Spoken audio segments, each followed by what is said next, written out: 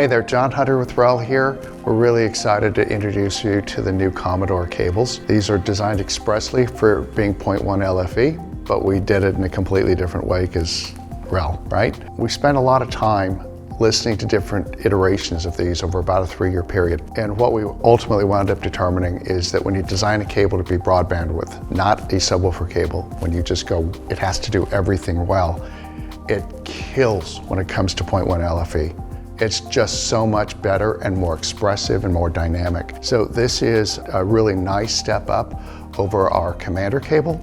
It is faster noticeably, and it's really important when you get into some of the stuff that is happening in a 0.1, and we've got a very specific protocol that we developed that allows us to hear and really focus on the 0.1. Oddly enough, it doesn't involve the subwoofer. What it does is it allows you to focus on all, top to bottom, everything in the scene, and things like lasers being switched on, things like very, very aggressive bombs going off, the leading edge, that transient, which is an ultra high frequency snap to it, right? And then the boom happens.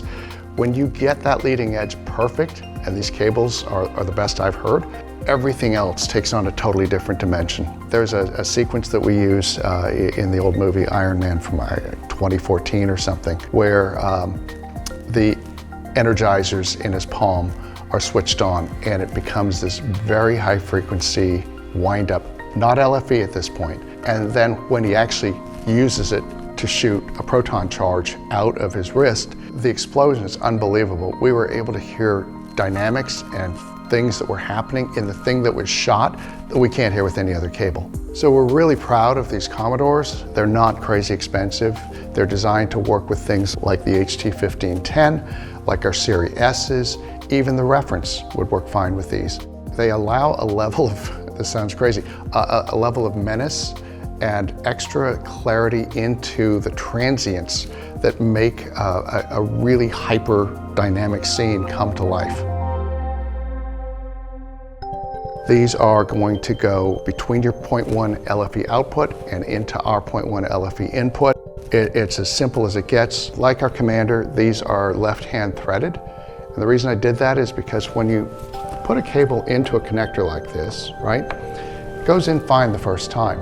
4 months later, you go to remove it, and the heat from either the processor or the receiver has kind of bonded the two metals together. You go to pull it out, and you tug on it, and it's not coming. So what do?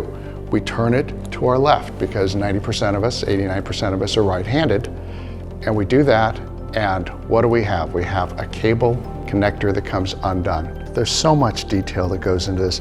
We must have taken 4 months to get this connector right, for example. It's machined down to within an arch of as little as can be. And why do we reduce it so much? Because we know that when you're back there looking at the back of an AVR, there's precious little room for additional connectors bumping up against each other. So we've kept it as short as possible, and we've machined down on a really descending radius so that we get rid of all this material. It gives you just enough to grab onto with your fingers, so it's not making it hard for you to do. If we were to make it super short, you'd never get in there. All the other connectors around it, I've seen those ones where it's a little acorn, and they don't work as well. But we took away all the material we could. We used this beautiful braided cord covering and really worked very hard to reduce the diameter of the cable itself. This is a very, very narrow cable. This thing has been rolled up in a coil for 4 months, and yet many cables, you go to unroll them, especially the ones that have the hard plastic covering on them, they keep the twist. So it takes you about 2 weeks before it actually relaxes onto your carpet or your floor. Here you go. This thing has been coiled up forever, and the minute I do this, it lays perfectly.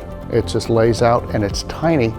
So if you're trying to run this along a baseboard, you can actually physically tuck it tighter down into the carpet, for example, and it disappears, leaving probably just the top third or so of the cable showing. So we've tried to think about everything from the ownership standpoint. Beautiful cables, great, fantastic, great sounding, check. But a lot of the little details that we build in, as usual, have more than one purpose to it. These are some of the details that we really sweat here at REL. It may seem trivial to some, it's really important to our customers, and we know that.